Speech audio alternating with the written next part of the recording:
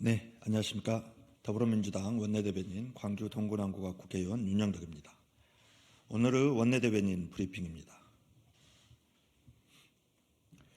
윤석열 대통령은 법과 정의를 파괴하고 공정과 상식을 무너뜨린 막장 대통령이 되고 싶으신 겁니까? 법과 정의, 공정과 상식을 외치며 집권한 윤석열 정부가 도둑이 오히려 큰소리치는 나라를 만들고 있습니다. 경찰이 방송통신심의위원회 민원 사주 의혹 사건을 놓고 류희림 방심위원장의 수사 의뢰에 따라 정보 유출 의혹과 관련해 방심위 민원실과 서버의 압수수색에 나섰습니다. 경찰은 민원 사주 의혹이 아닌 공익제보자 수사에 나선 이유가 무엇입니까?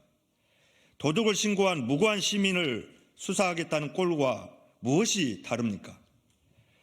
경찰이 신속히 수사해야 할 대상은 공익제보자가 아닌 민원사주 의혹의 당사자인 류희림 위원장입니다. 더욱이 윤석열 대통령이 야당 추천 방심위원 2명의 해촉에 대한 건의안을 제거할 계획이라고 합니다. 류희림 위원장이 민원사주 의혹에도 불구하고 누구를 믿고 야당 추천 방심위원들에 대한 해촉 건의안을 밀어붙였는지 이제는 알 것 같습니다. 결국 민원사주도 야당 추천위원 해촉도 모두 윤석열 대통령이 배우라고 볼 수밖에 없습니다.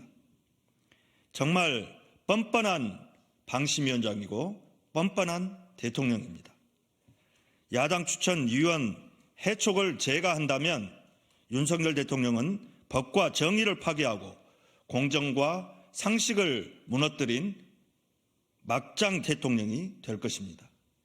야당 추천위원들을 모두 해촉하고 압도적인 우위로 정부와 여당의 불리한 뉴스를 막으려는 윤석열 대통령의 탐욕에 분노합니다. 윤석열 대통령이 독립성과 중립성을 지켜야 할 방심위를 대통령의 친위대로 전락시킨다면 국민께서 결단코 용서치 않을 것임을 다시 한번 엄중히 경고합니다.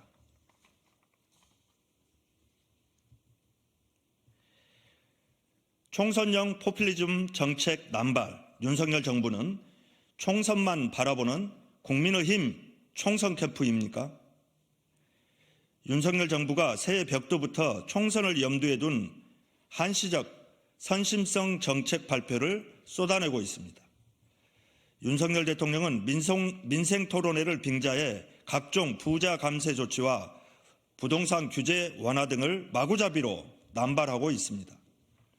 더욱이 소상공인 전기료 감면, 직접 일자리 90% 지원 등 대다수 정책이 상반기에 지원이 쏠려 있어 총선만을 노린 정책임을 노골적으로 드러내고 있습니다. 입만 열면 건전재정을 외치더니 총선이 다가온다고 재정 건전성은 나 몰라라 하는 것입니까? 또 상반기에 예산을 집중하면 하반기는 국가재정을 대체 어떻게 운영하려고 하는 것입니까? 외식물가 상승률이 30년 만에 가장 높은 수준입니다.